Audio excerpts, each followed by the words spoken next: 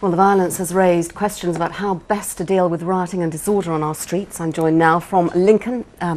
No, we've just spoken to Patrick Mercer. I'm now joined by Darcus Howe, who is a writer and broadcaster, and we can speak to him now. And Marcus Dow is in Croydon. Marcus Dow, are you shocked by what you've seen there last night? No, not at all. I have been living in London for 50 years. There are so many different moods and moments. But what I was certain about, listening to my grandson and my son, is that something very, very serious was going to take place in this country. Our political leaders had no idea. The police had no idea.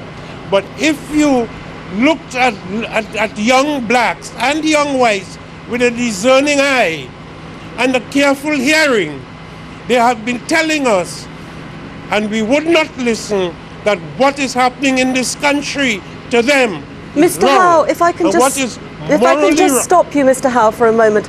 You say you're not shocked. Does this mean that you condone what happened in your community last night?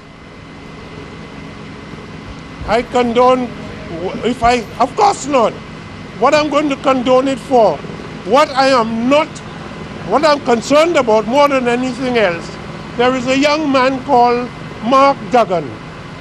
He has parents, he has brothers, he has sisters, and few yards away from where he lives, a police officer blew his head off. Well, Mr. Howe, we have to... Let me finish. Mr. Howe, we have to wait for the official inquiry before we can say things like that. We don't know what happened to Mr. Duggan. We are going to wait for the police report on it. If I can take you on a little bit, you were talking about your grandson, you were talking about young people. You were talking about your grandson, you were talking about...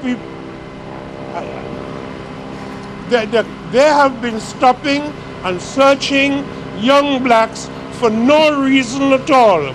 I have a grandson, he's an angel, and he began to think he was coming of age when the police slapped him up against the wall and searched him, and he thought he had now had a gold star.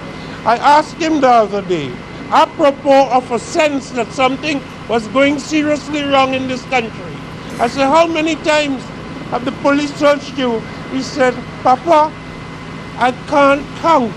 There's so many times. Mr. Howe, that may well have happened, and if you say it did, I am not to gainsay you, but that is not an excuse to go out rioting and cause the sort of damage that we have been seeing over the last few days.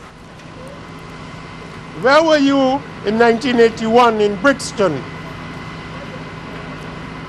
Mr. I don't call it rioting, I call it an insurrection of the masses of the people.